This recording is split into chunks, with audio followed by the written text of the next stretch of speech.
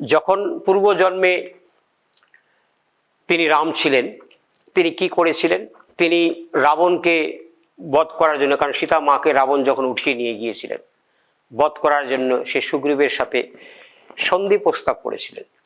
সন্ধি প্রস্তাব কি করেছিলেন? কারণ সুগ্রীব ছিলেন বালির মানে কনিষ্ঠ ভ্রাতা, অর্থাৎ সুগ্রীব এবং বালি তারা দু ভাই ছিলেন।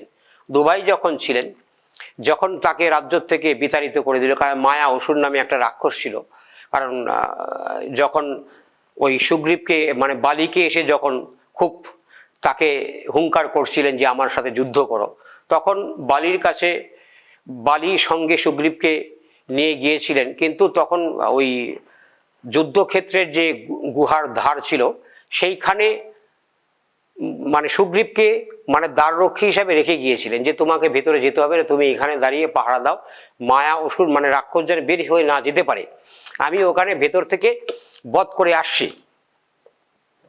এর জন্য তাকে পাহারা রেখেছিলেন।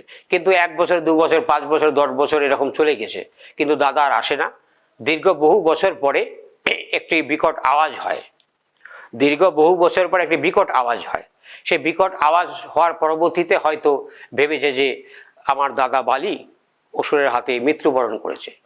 এটা সুগ্রীবের দোষ নয়, এটা কোনো প্রকার সুগ্রীবের দোষ নয়।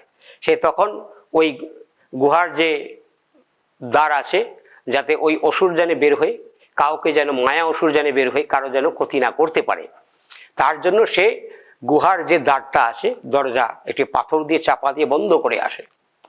বন্ধ করে আসার পরবর্তীতে সে যখন আসে বলে কিষ্কিন্ধা রাজ্যে, তার কিষ্কিন্ধা রাজা ছিলেন বালি, তা কিষ্কিন্ধা রাজ্যে শোকের ছায়া পড়ে যায় এবং সেখানে সুগ্রীবকে রাজা করা হয়। এবং বালির পুত্র অঙ্গদকে সুগ্রীব রাজা করতে চেয়েছিলেন, মানে বালির পুত্র অঙ্গদকে সুগ্রীব রাজা করতে চেয়েছিলেন, কিন্তু এইখানে একটা ব্যাপার আছে যে কাকা বড়, বাবার পরবর্তীতে কাকা আসে গার্জেন, কাকাকে অঙ্গদই বলেছিলেন যে আপনি রাজা হন।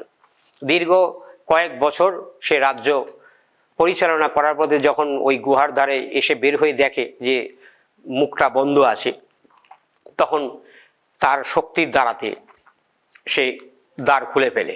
কারণ বালি এত বড় শক্তিধর মহাপুরুষ ছিলেন, একবার রাবণের সাথে আর বালির সাথে যুদ্ধ হয়েছিলেন, সে লঙ্কার থেকে লেজ দিয়ে পেঁচিয়ে এনে, এটা আমরা ছোটকালে মায়ের মুখে শুনতাম যে রামায়ণের গল্প, আমরা লেজ দিয়ে পেঁচিয়ে এনে তাকে সমুদ্রে চুবিয়েছিলেন।